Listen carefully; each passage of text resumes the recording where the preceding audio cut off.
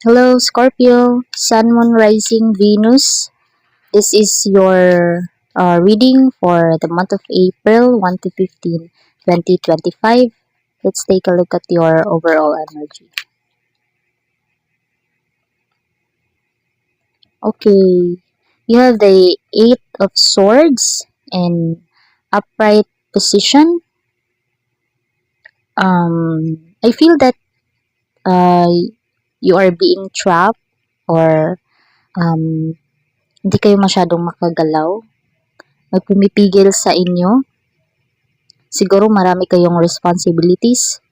Kaya may mga bagay na gusto nyong gawin pero hindi nyo magawa.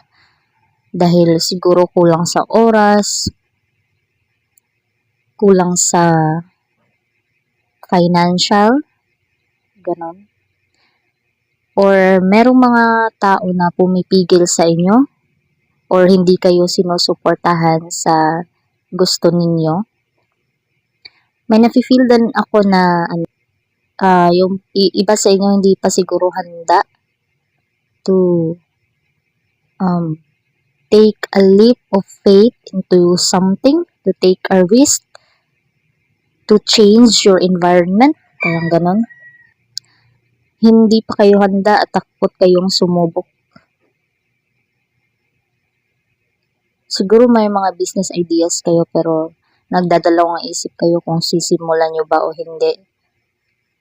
Siguro dahil na rin sa financial situation nyo or marami talaga kayong responsibilities kaya hindi nyo masimulan.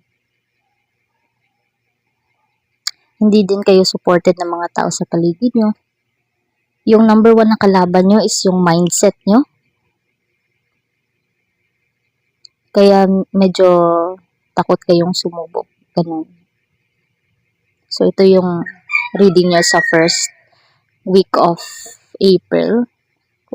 Kukuha pa tayo ng second card. So, meron kayong the devil in upright position. I see that you're obsessed with something, pero you are afraid to take a risk. Parang obsessed kayo sa isang bagay pero hindi nyo siya masubukan talaga kasi meron kayong fear.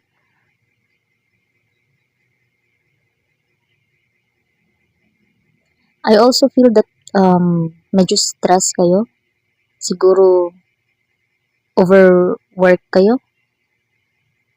Madami kayong past due or marami kayong project na kailangan habulin yung deadline. Medyo nag-i-struggle kayo minsan sa time management. Nag-i-extend kayo ng oras.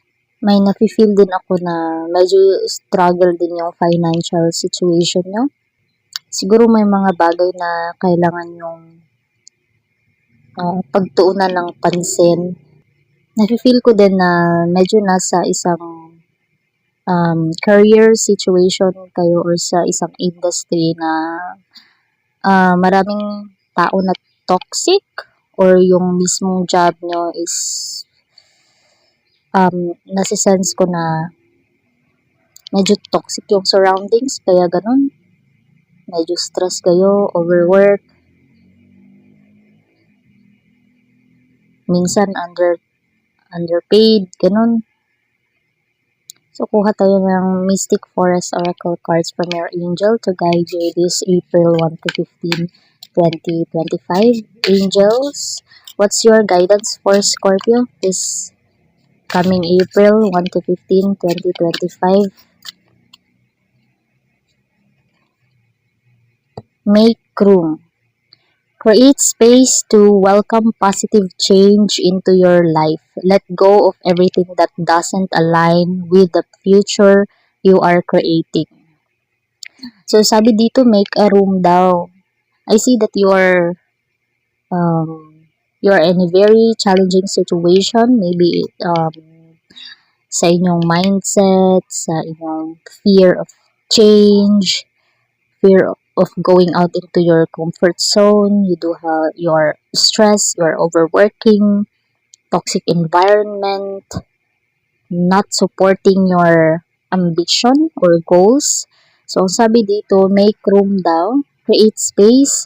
Kailangan yung um, i-let go yung mga bagay na hindi naman align sa inyong goals. I-let go nyo itong mga bagay na nakakapanakit sa inyo para merong positive na darating. 'Di ba? Hindi kayo makawala.